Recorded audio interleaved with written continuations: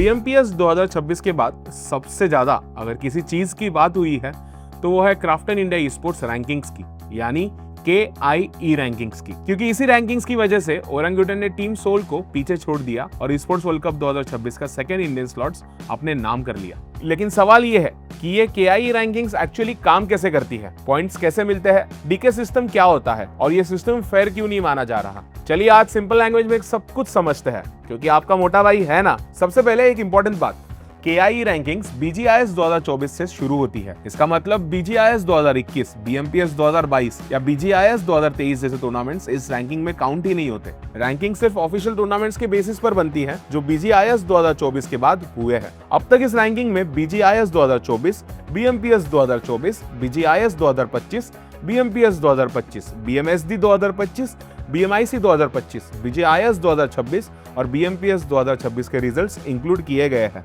जैसे जैसे नए ऑफिशियल टूर्नामेंट्स आएंगे वैसे वैसे रैंकिंग्स भी अपडेट होती रहेगी। अब समझते हैं पॉइंट्स कैसे मिलते हैं। हर ऑफिशियल टूर्नामेंट के फाइनल स्टैंडिंग्स के हिसाब से टीम्स को पॉइंट्स दिए जाते हैं। चैंपियन टीम को मिलते हैं 1000 पॉइंट्स, सेकंड प्लेस को 800 पॉइंट्स, थर्ड प्लेस को 700 पॉइंट्स, चौथे पायदान पर आने वाली टीम को 600 पॉइंट्स और पांचवें पायदान पर आने वाली टीम को 500 पॉइंट्स। जो टीम्स 6th से लेकर 10th पोजीशन तक फिनिश करती है उन्हें 400 पॉइंट्स मिलते हैं। 11th से लेकर 20th पोजीशन वाली टीम्स को 300 पॉइंट्स, 21st से लेकर 30th तक फिनिश करने वाली टीम्स को 200 पॉइंट्स और 31st से लेकर 40th प्लेस फिनिश करने वाली टीम्स को 100 पॉइंट्स मिलते हैं, यानी सबको पॉइंट्स मिल जाते हैं।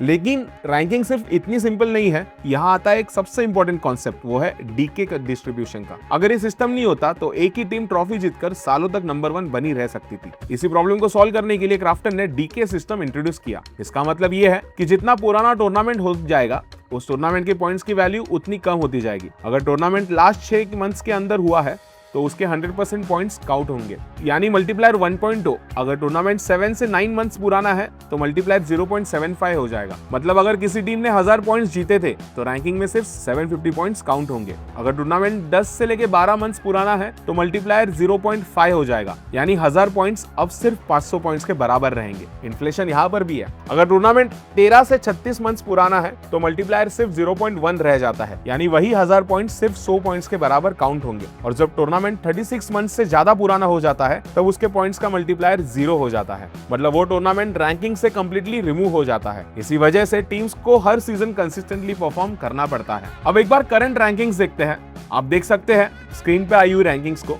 आप देख सकते हैं कि BMPS 2026 के बाद ओरंगुटन 2110 पॉइंट्स के साथ नंबर 1 पर है। उसके बाद टीम सोल 2035 पॉइंट्स के साथ सेकंड पोजीशन पर है। थर्ड पर डिवाइन गेमिंग है 2020 पॉइंट्स के साथ। फोर्थ पर गॉडलाइक स्पोर्ट्स ने BMPS जीतने के बाद ह्यूज जंप लगाया और 1995 पॉइंट्स तक पहुंच गई। और टॉप 5 को कंप्लीट करती है विक्टोरियस समर्स, जिन्होंने हिस्टोरिक कमबैक के बाद 1525 पॉइंट्स हासिल किए। सबसे इंटरेस्टिंग बात यह है कि BMPS शुरू होने से पहले सबको लग रहा था टीम सोल का EWC स्लॉट ऑलमोस्ट पक्का है, क्योंकि सोल ओरंगुटन से 25 पॉइंट ही आगे थी। लेकिन BMPS ग्रैंड फाइनल्स में ओरंगुटन ने लास्ट डे कमबैक किया और टीम सोल स्ट्रगल करती रही। रिजल्ट, ओरंगुटन को 400 पॉइंट्स मिले, सोल को सिर्फ 300, और बस वही 100 पॉइंट्स का डिफरेंस ओरंगुटन को टीम सोल के आगे ले गया। इसी एक टूर्नामेंट ने पूरा रैंकिंग टेबल ही बदल दिया। अब सवाल आता है, क्या यह सिस्टम फेयर है? मेरे हिसाब से बिल्कुल हाँ, और इसके पीछे 3 बड़े रीजंस है। पहला, यह सिस्टम सिर्फ एक टूर्नामेंट के विनर को रिवॉर्ड नहीं करता, ये उन टीम्स को रिवॉर्ड करता है जो लगातार परफॉर्म करती है। दूसरा,